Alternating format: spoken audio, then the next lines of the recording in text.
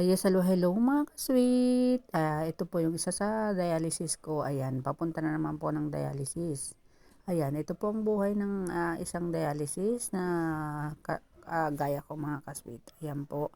Ayan ang routine natin pagka pupunta po tayo ng dialysis. Ayan, napakahirap. Pero kailangan po nating pumunta sa dialysis. Bawal po tayong mag-skip ng dialysis dahil ang pasyente po ang mahihirapan. Yan po mga kasweet, kung mag-skip siya, ayan, mapupunuan po ang pasyente, kaya bawal pong mag-skip sa ating dialysis. Ayun po ang isa sa aking sikreto, kaya tumagal po ako ng 10 years.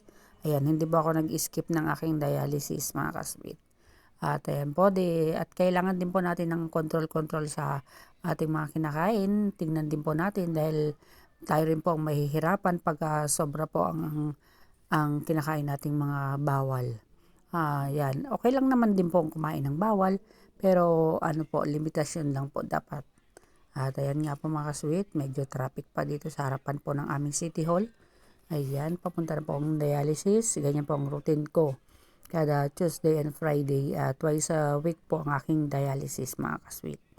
At ayan po mga kasweet, napakahirap ng sitwasyon pero patuloy lang ang buhay. Ayan, huwag susuko. At kung gusto po nating makasama ang ating mga mahal sa buhay.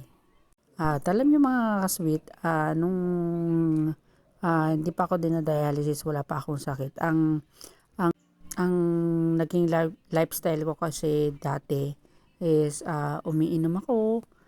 Yan, minsan pagka naninigarilyo din.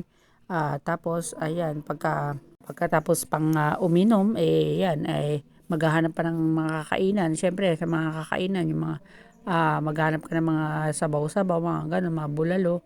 O yun, doon ko nakuha ang aking pagiging high blood.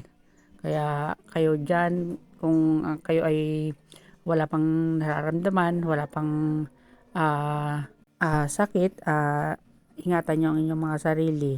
Ayan, huwag po masyadong pasaway para hindi po kayo matulad sa kagaya naming mga dinadialysis. Dahil napakahirap po talaga ng sitwasyon ng isang dialysis patient. Parang isang paa mo ay nakalubog na sa hukay. Ayan, hindi mo alam kung kailan ka, kailan isusunod ang kabila. Ayan, kaya napakahirap po, laban po ang aming buhay. Kaya yan. At ayan, awa ng Diyos ay tumagal pa ng magte 10 years. Sana pa ay madagdagan pa ng another more years. Ayan, ang buhay natin. Kaya sa mga kagaya kong dialysis patient dyan, patuloy lang natin ang buhay. Huwag po tayong mawawala ng pag-asa. Lagi tayo mag-e-enjoy. Lagi po nating sasamahan ng dasal. Ayan, para gabayan po tayo ng may kapal.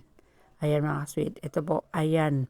Kakain po tayo. Ganyan po ang aking routine. Yan. Kumakain po tayo every before 2 hours. Ayan, para medyo malinis pa po ang ating kinakain. Ayan.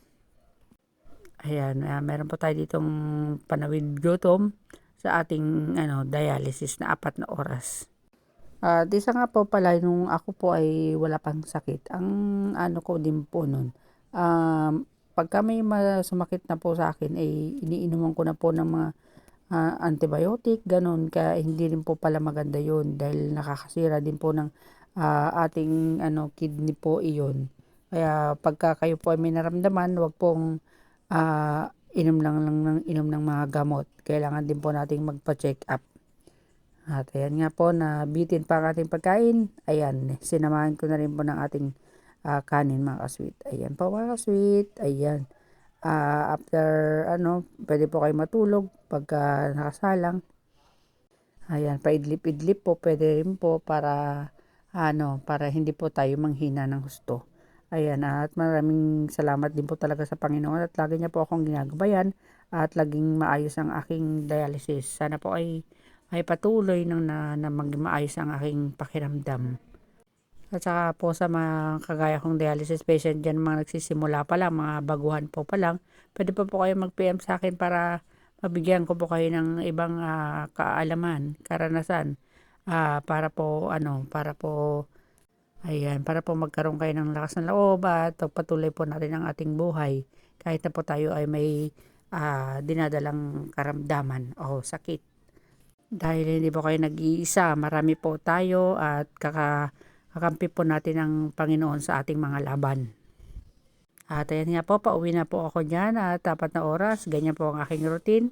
Ayan, nakasakay po ako sa aking maiwagang e-bike. Ayan mga kasweet.